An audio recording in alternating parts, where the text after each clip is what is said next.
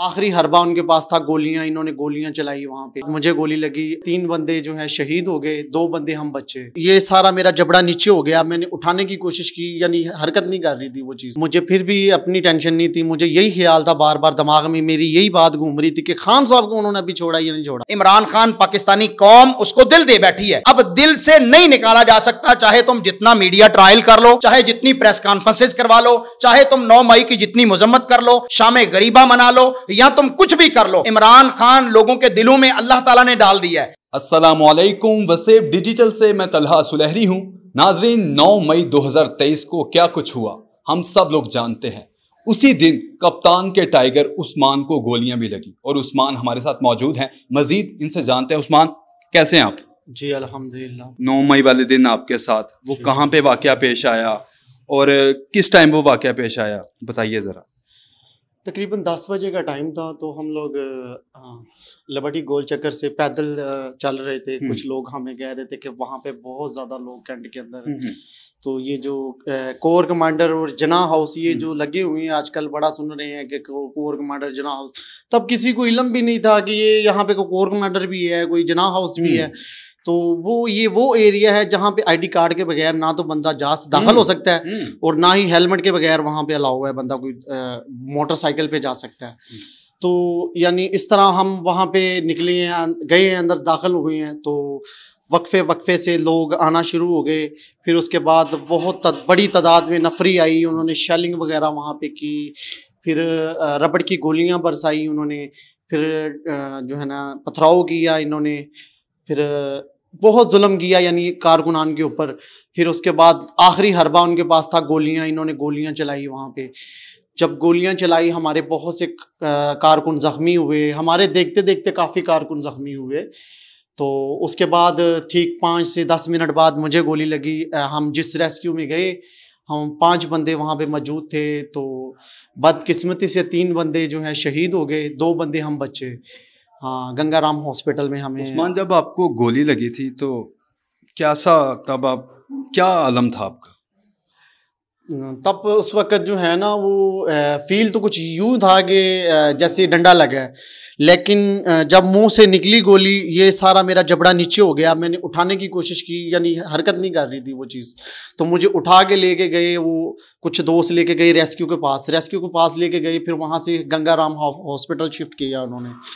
तो गंगाराम से फिर उन्होंने मुझे एक दिन डिस्चार्ज किया। फिर उसके बाद फिर वो मुझे लेके गए, ये सामने हॉस्पिटल है इधर अंदरूनी लाहौर में, मियो हॉस्पिटल कोई है, उधर लेके मियो हॉस्पिटल है। उस्मान, जब आपको गोली लगी हुई थी तो उस वक्त आपके लीडर आपके दिल और दिमाग में थे या भूल चुके हुए थे उनको? मुझे फिर भी अपनी टेंशन नहीं थी, मुझे यही ख्याल था, बार बार दिमाग में मेरी यही बात घूम रही थी कि खान साहब को उन्होंने अभी छोड़ा या नहीं छोड़ा, खान साहब को उन्होंने छोड़ा कि नहीं छोड़ा।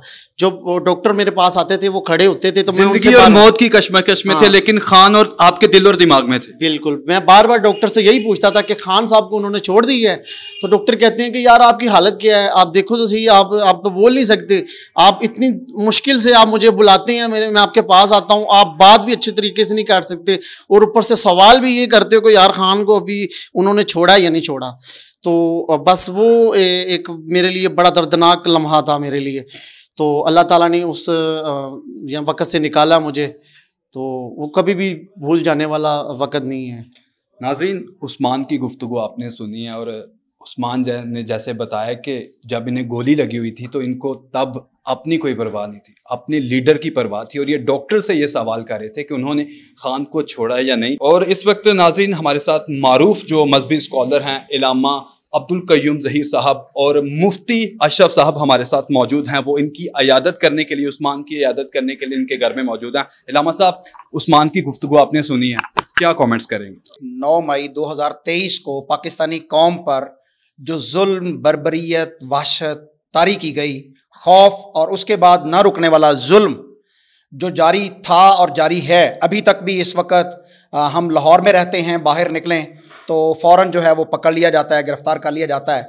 मैं इस बच्चे की मोहब्बत को, जो इमरान खान साहब से मोहब्बत ही नहीं, इसकी हद तक जो है वो उनकी मोहब्बत है, मैं उसको सलाम पेश करता हूँ कि ये मौत व हयात की कशमकश में था। इसका जो निचला जबड़ा है वो नीचे गिरा हुआ था, लटका हुआ था, खून बह रहा था और ये पानी भी नहीं पी सकता था, दूध भी, जूस भी, जो चीज़ पीता था यहाँ से मुंह से पीता था और वो पीछे से इसकी कान की बैग से जो है बाहर निकल जाता था। लेकिन ऐसे आलम में भी वो इमरान खान की मोहब्बत और उसका ख्याल जो है वो पूछ रहा था। तो मैं ये पूछना चाहता हूँ कि ऐसे जज्बे को कैसे शिकस्त दी जा सकती है, ऐसे नौजवानों को किस तरह हराया जा सकता है। रियासत माँ होती है, माँ शफकत करती है अगर बच्चों से ज्यादती भी हो जाए, और अल्लाह ताला भी ये हुक्म देता है, इन्नल्लाह यअमुरु बिल अदल वल इहसान व इताइ दिल कुर्बा। अल्लाह तुम्हें ये हुक्म देता है कि तुम आदल भी करो, एहसान भी करो और अपने करीबियों के साथ जो है वो खैर खाही भी करो।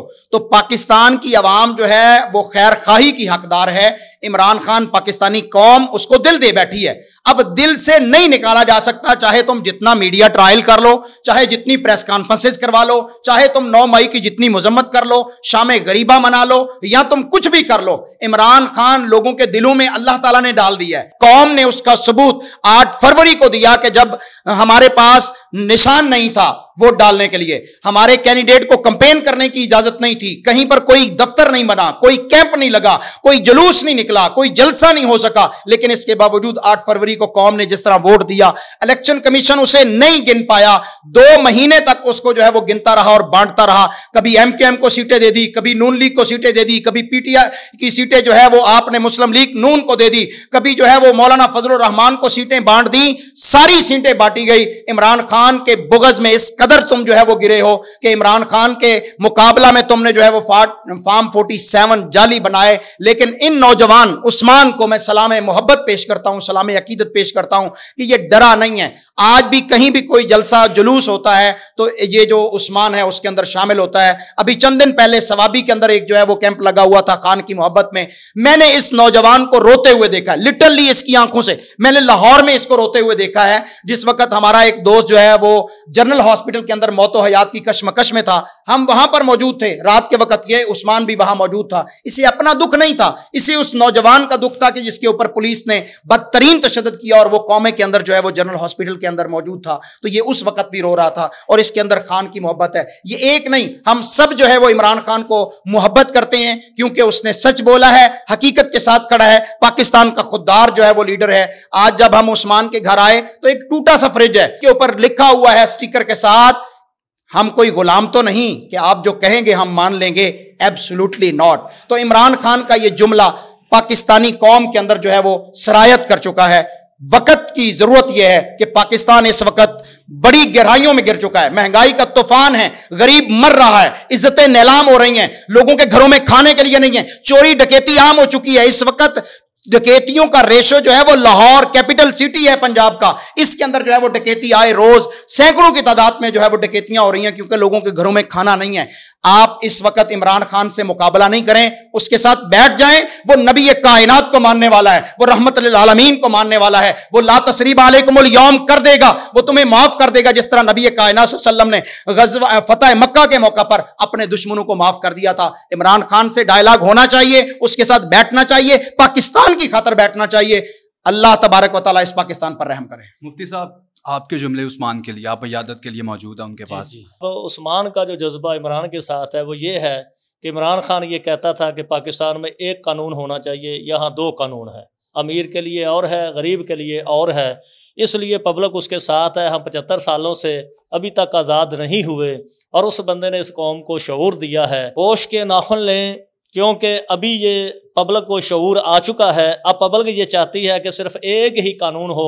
अब देखें जो MP MNA या मिनिस्टर इतने पैसे देकर सीट हासिल करता है, वो ना तो ईमानदारी करेगा, ना वो करप्शन को ख़त्म करेगा, ना वो किसी की हमदर्दी करेगा। उसके अंदर अपना एक जज्बा है। जो नौकरी कीमतन पैसे देकर जो हासिल करता है, वो हम कैसे उस पर तवक्को रखें कि ये ईमानदार होगा। ईमानदारों के पास ओहदे दिए जाएं, जो निडर लोग हैं, सिर्फ अल्लाह की मोहब्बत रखने वाले हैं, इंसाफ का, उनको कलमदान दिया जाए। नाज़रीन, आपने उस्मान, इलामा साहब और मुफ्ती साहब की गुफ्तगू सुनी है। वो कहते हैं कि ओखे पेंडे लम्मियां ने रामा इश्क दियाँ। तो उस्मान जो है वो अपना इश्क कायम दायम रखे हुए इमरान खान साहब के साथ गोली खाने के बावजूद, और उस्मान कहता है कि चाहे जो कुछ मर्जी हो जाए, मेरा जीना मरना इमरान अहमद खान न्याजी साहब के साथ है। इसी के साथ तलहा सुलहरी को और हमारे सारे मेहमान को वसीब डिजिटल TV से दीजिए इजाज़त। अल्लाह निगहबान।